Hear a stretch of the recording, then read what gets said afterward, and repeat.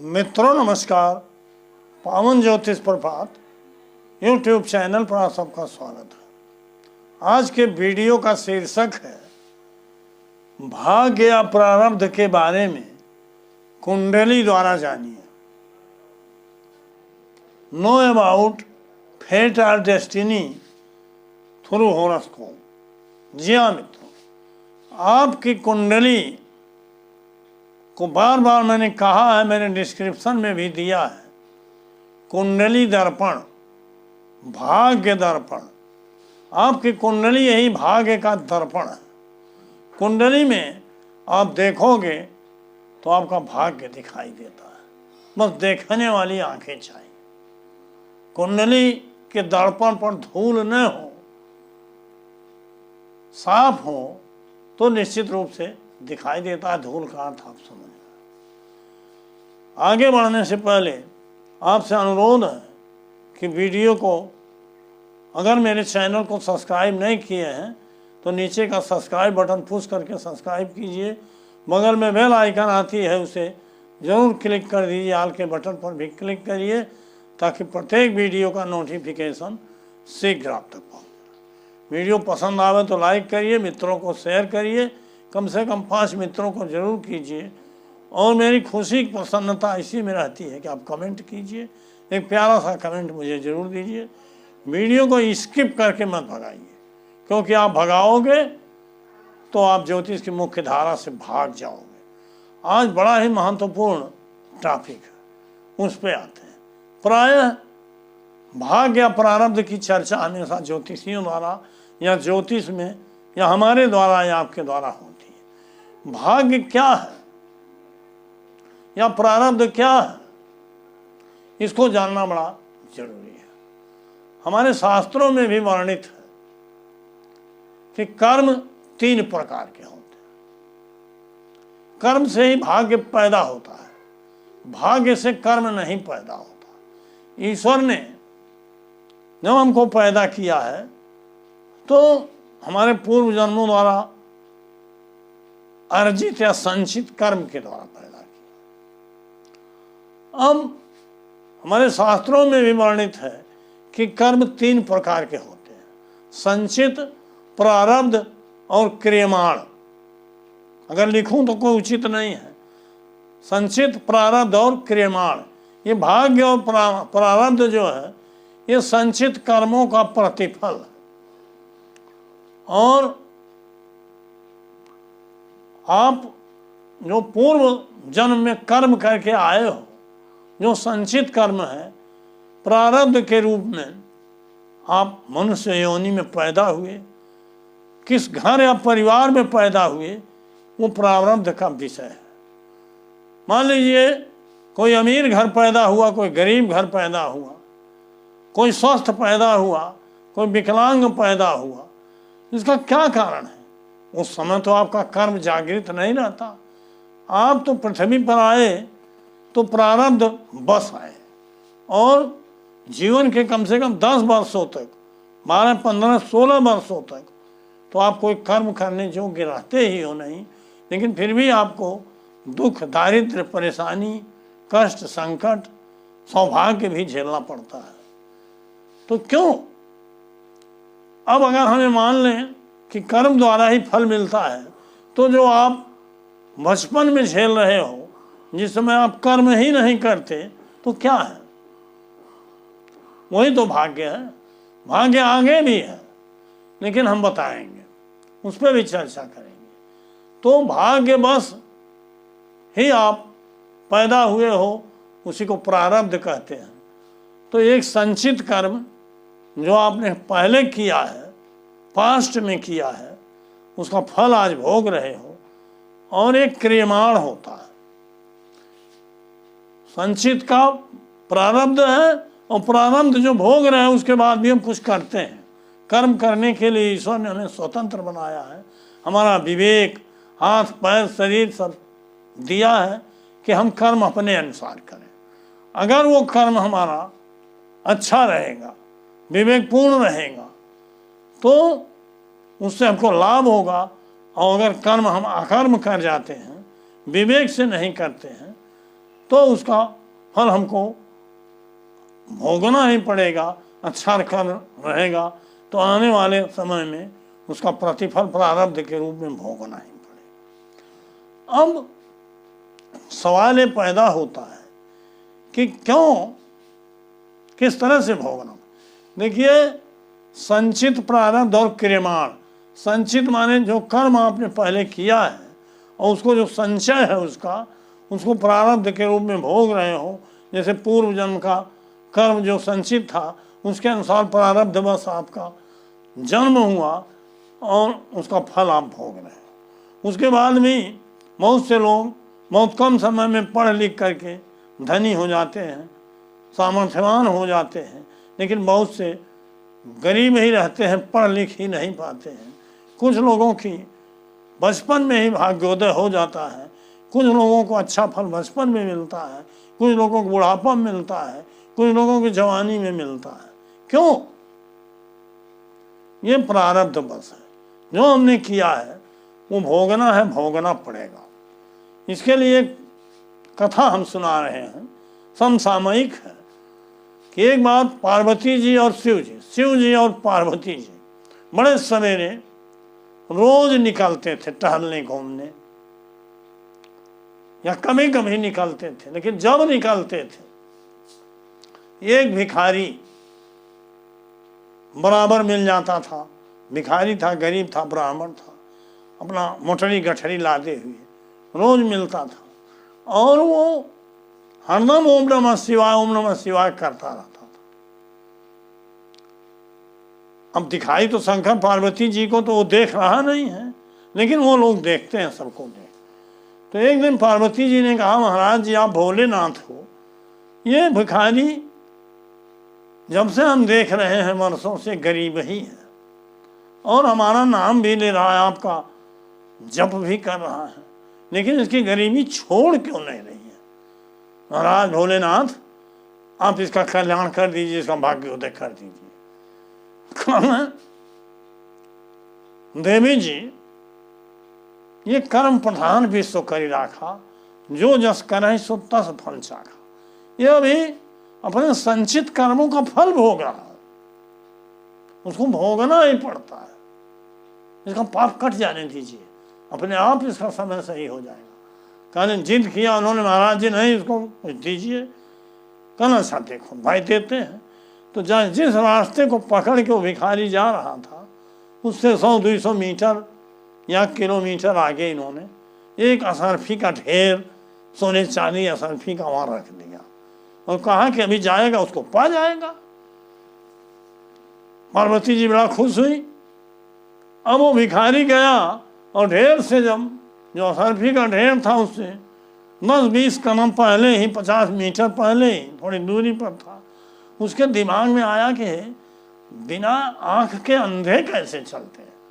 बस आंख उसने मूंद लिया, लगा अंधों का अनुकरण करने, अंधों की ट्रेनिंग करने, और उतने देर तक 10-5 कदम आगे बढ़ गया रास्ता पकड़ के, जब तक कि वो असरफी का ढेर उससे पीछे नहीं छूट गया। अब वो असरफी का ढेर उसको नहीं मिला, आगे बढ़ गया। उसको क्या पता कि असरफी रखा। तो गरीब का गरीब ही रहा।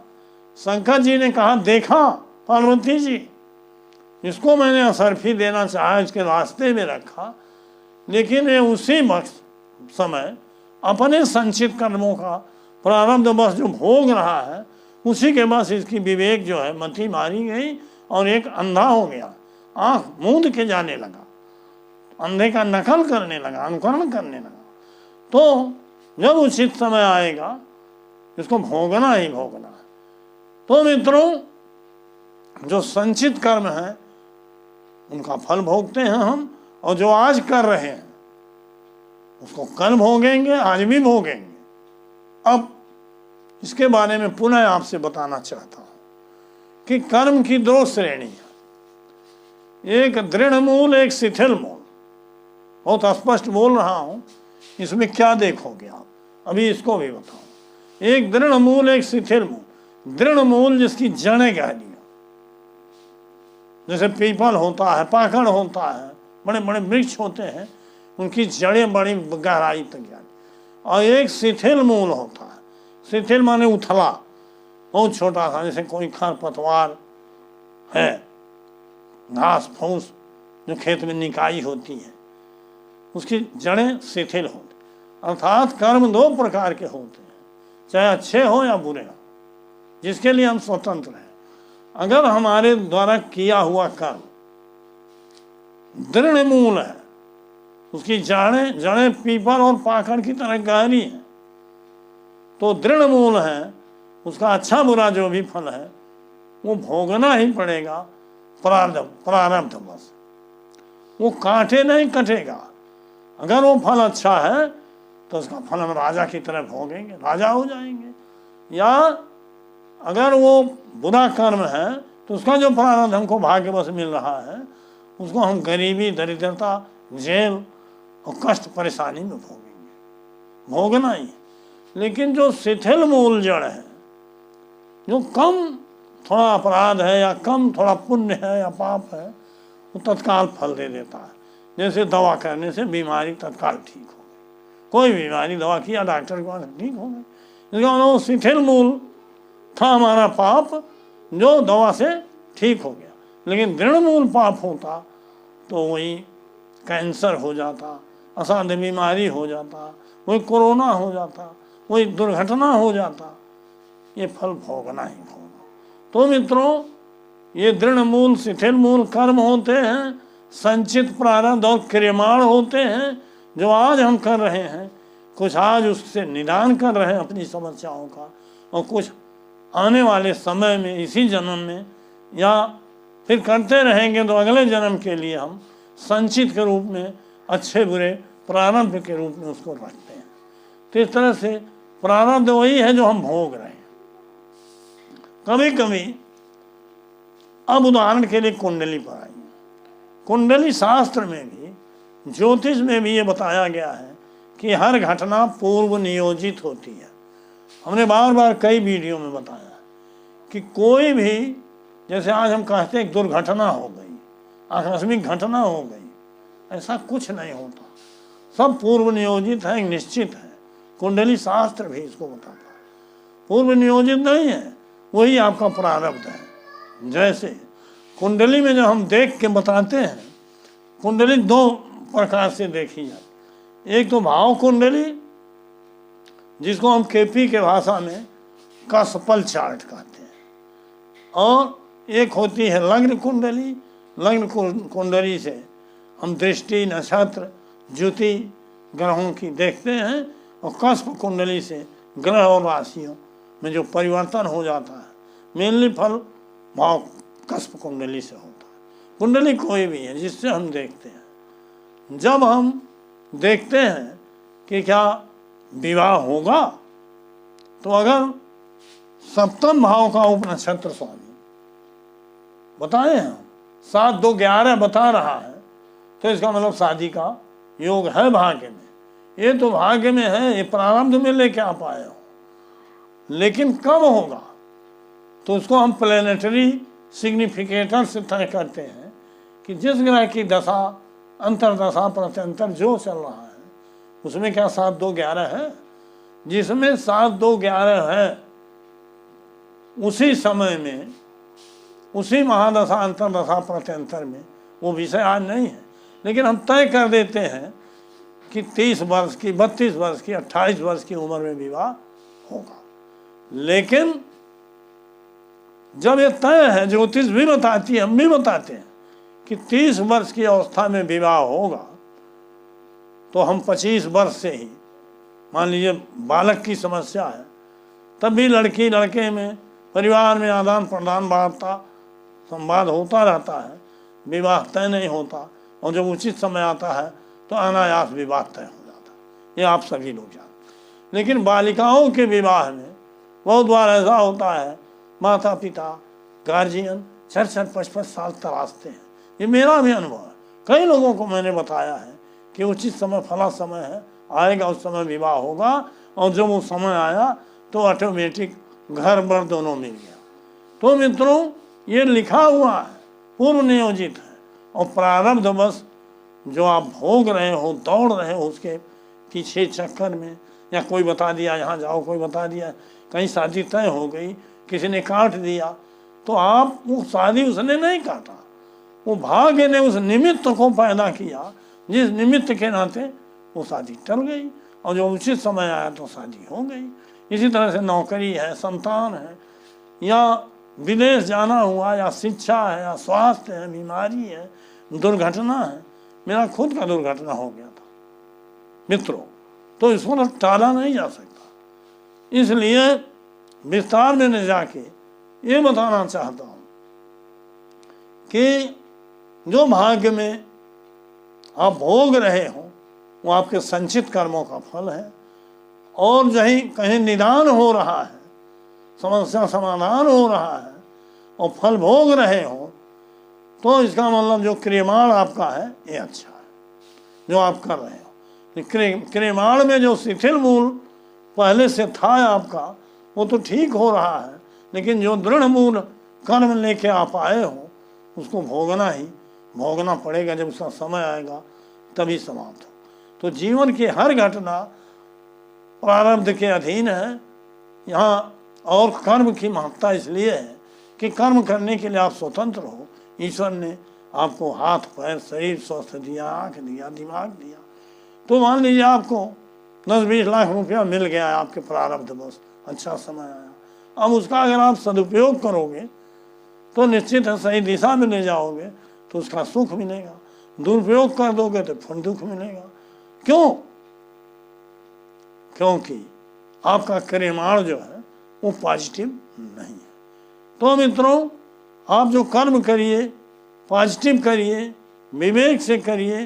शरीर ने बड़ा बेशकीमती स्वास्थ्य आपको दिया है, और प्रारब्ध तो भोगना ही भोगना पड़ता है। अगर आज आप अहंकार में आ गए, धनी हो गए, मानी हो गए, आपका पूर्व जन्म का पाप नष्ट हो गया, तो प्रारब्ध में फिर आपका सौभाग्य जाग गया। तो आपका अगर जाग गया तो विवेक से, अगर सदाचार से, सहयोग से, सहानुभूति से काम करोगे, अच्छे भाव से करोगे, तो यह जीवन तो अच्छा होगा ही। आने वाले जीवन में आप हो सकता है राजा महाराजा के यहाँ पैदा हो जाओ, आप जन्मजात ही धनी अमीर हो जाओ। ये जो जन्मजात गरीबी होती है, परेशानी होती है, ये हमारे पूर्वार्जित कर्मों का फल जो हमें प्रारब्ध के रूप में मिलता है। तो इस तरह से हमारी कुंडली ज्योतिष के माध्यम से हमें निश्चित कर देते हैं कि एक आज आपके भाग्य में है कि नहीं है। पंचम का सब लाड़ अगर 5, 2, 11 नहीं बता रहा है, निगेटिव भावों को बता रहा है, तो हम बड़े आराम से कह देते हैं कि संतान ये सुख नहीं है। तो जब संतान सुख है ये नहीं, लाख प्रयास करिए, लाख निदान करिए, लाख दवा करिए, नहीं होगा। थोड़ी सी आशा की किरण है तो होगा, लेकिन कब होगा? जब आपके पाप का समन होगा, पूर्वार्जित जो असंचित कर्म था उसका निदान हो जाएगा, और तब ऐसी दशा, अंतरदशा और प्रत्यंतर दशा या ऐसा समय आएगा, तब वो कार्य होगा। हमने समय के महत्व को पंडित राज रावण का उदाहरण देके बताया था, जब लक्ष्मण जी ज्ञान लेने गए थे। काल का बहुत बड़ा महत्व होता है। इस कुंडली को आप देखिए, ये हमने मेष लग्न की कुंडली दिया है।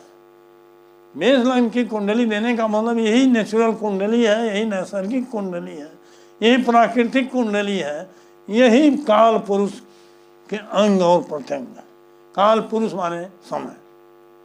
तो मित्रों, समय का विज्ञान ही ज्योतिष है, और ज्योतिष की भी मान्यता है कि हम जो भी भोग रहे हैं प्रारब्ध बस भोग रहे हैं, और प्रारब्ध बस हमारे कर्मों का प्रतिफल है। तो भाग्य और कर्म एक सिक्के के 2 पहलू हैं, इसमें बहुत अंतर नहीं है। लेकिन अगर हम कर्म कर रहे हैं, विवेक ने ईश्वर ने दिया है, तो हमको सोच समझ के करना चाहिए। यही हमारे ज्योतिष शिक्षा और हमारे व्याख्यान का मतलब है। सदगुरुओं की यही राय है, सदग्रंथों का यही कहना है। इसी नाते लोग इसी की चर्चा करते हैं। लेकिन प्रारब्ध का तो फल भोगना ही पड़ता है। तो संचित प्रारब्ध और क्रियमाण, और फिर उसी क्रियमाण से आगे जाके संचित प्रारब्ध और क्रियमाण, ये रेगुलर चल रहा है, ये धारा चल रही है जीवन से, इस जीवन से उस जीवन। तो इस तरह से हमारा ये निरंतरता बनी हुई है, आवागमन, और इसको ध्यान में रख करके हमें कर्म करना चाहिए। अब वीडियो लंबा हो रहा है, ये जानते आज का टॉपिक यहीं समाप्त करता हूँ। बहुत बहुत धन्यवाद, हार्दिक शुभकामनाएं।